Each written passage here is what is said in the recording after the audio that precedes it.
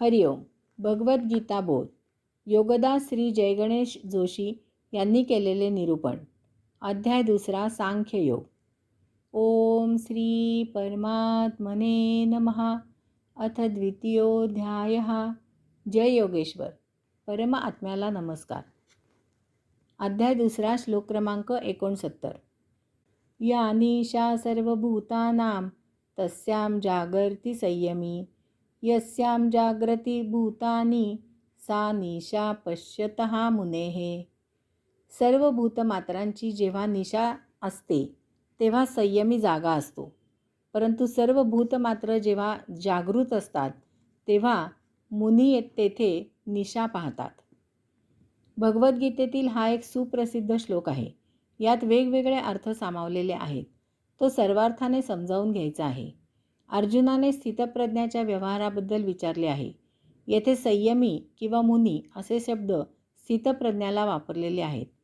त्याला काही खास अर्थ आहे. येथे निशा असा शब्द वापरला आहे. त्याचा अर्थ मुद्दामहून रात्र असा केलेला नाही. तो तसाच ठेवला आहे, कारण त्यातून केवळ रात्र एवढाच अर्थ घ्यायचा नाही. स्थितप्रज्ञाचे वागणे, त्याचा व्यवहार हा सर्वसामान्य जनांपेक्षा उलट असतो असे येथे सांगितले आहे. येथे सर्वसामान्य जनांना भूतानी म्हणजे भूतमात्र असा शब्द वापरला आहे. त्यालाही काही अर्थ आहे. भूतमात्र असा शब्द वापरला आहे. भूत म्हणजे मागे गतकाळात होऊन गेलेले, म्हणजे सद्य जन्माच्या आधीचे. येथे 2 संभावना आहेत. एक म्हणजे नरदेहाच्या जन्माआधीचे मनुष्येतर योनीतील. याचबरोबर दुसरा म्हणजे नरदेही परंतु सद्य जन्माआधीचे. असे 2 अर्थ आहेत. याचा पहिला अर्थ म्हणजे मनुष्य नरदेह घेऊन जन्माला आला तरीही त्याचे गतजन्मीचे मनुष्येतर योनीतील संस्कार जात नाहीत. तो अजूनही पशुपक्षी जसे भौतिक सौख्यासाठी चटावलेले असतात तसाच वागतो. त्याला प्रगल्भ बुद्धी असल्यामुळे तो भौतिक सौख्याचे अनंत प्रकार, दररोज नवनवीन प्रकार शोधून काढतो.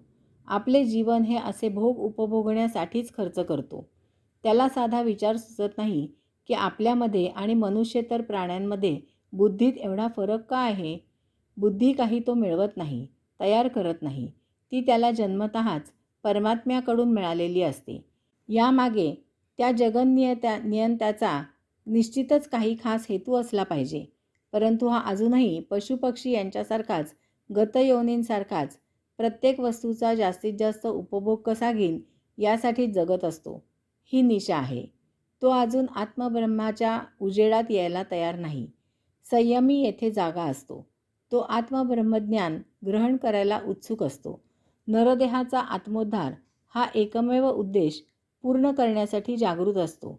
निशा पसरल्यासारखा झोपलेला नसतो. याचा दुसरा अर्थ म्हणजे मनुष्य आपल्या नरदेहातीलच गतजन्मींच्या संचित भोगात अडकलेला असतो.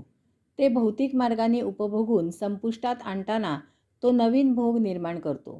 ते पुन्हा संचित होतात. अशा प्रकारे मनुष्य भोगापवर्गतेच्या निशेमध्ये काळोखात बुडून जातो. जन्ममरणाच्या फेऱ्यात अडकतो.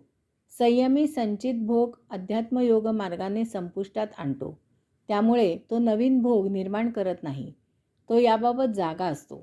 तो जन्ममरणाच्या फेऱ्यातून बाहेर पडण्याचा प्रयत्न करतो. अशा प्रकारे तो नरदेहाचा एकमेव उद्देश म्हणजे आत्मोद्धार साध्य करतो.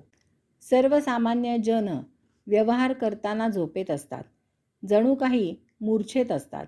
अनेक वेळा विनाकारण व्यवहार करतात, नको तेथे बोलतात आणि मग पस्तावतात.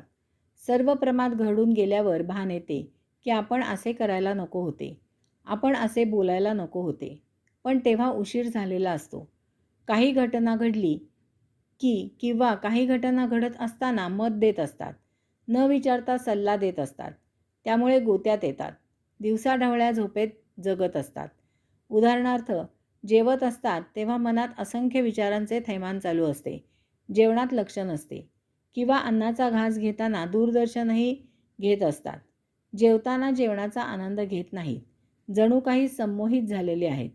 फसवणूक झाली की मग झोपेतून जागे होतात. नुकसान झाले, झटका बसला की जाग येते. संयमी उतावीळ नसतो. तो शांतपणे सारासार विचार करून मगच व्यवहार करतो. चांगला जागा राहून आचरण करतो. जे करतो त्याचा पूर्ण आनंद घेतो. सर्वसामान्य जन मान सन्मान आणि त्यामुळे अपमान मिळवण्यात धन्यता मानतात. मग तो मान त्यांना अहंकार बहाल करतो. अपमान तो अहंकार दुखावतो. इरेला पेटून भांडण झगडे करून अहंकार जोपासला जातो. यात भोग तयार होतात. सौख्य तर कधीच लाभत नाही. सर्व आयुष्य यातच व्यतीत होते. जीवनाचा निखळ आनंद कधीच घेता येत नाही. संयमी चांगले ओळखतो की या अहंकारामुळे प्रमाद घडतात. अहंकार आयुष्य दुःखी करतो. त्यामुळे तो अहंकार उद्भवू देत नाही. मान सन्मान स्वीकारला की त्याचवेळी अपमानाचीही तयारी ठेवावी लागते. संयमी मूलतःच अशा गोष्टींपासून दूर असतो. तो शक्यतो मौन असतो.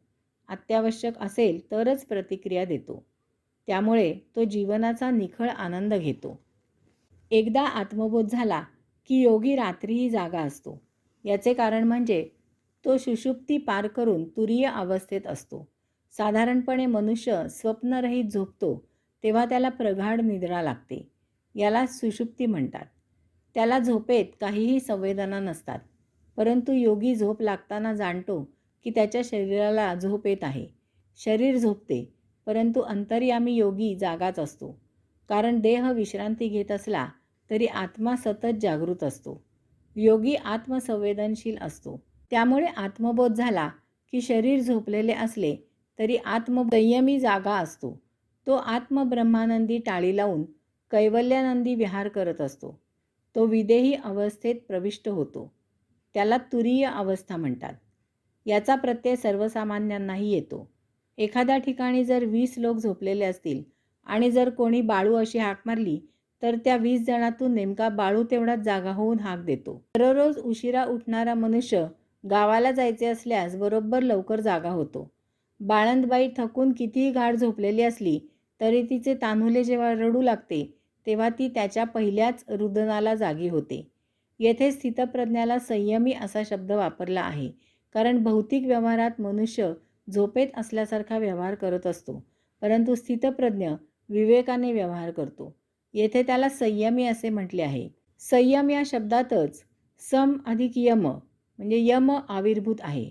यम म्हणजे धर्म.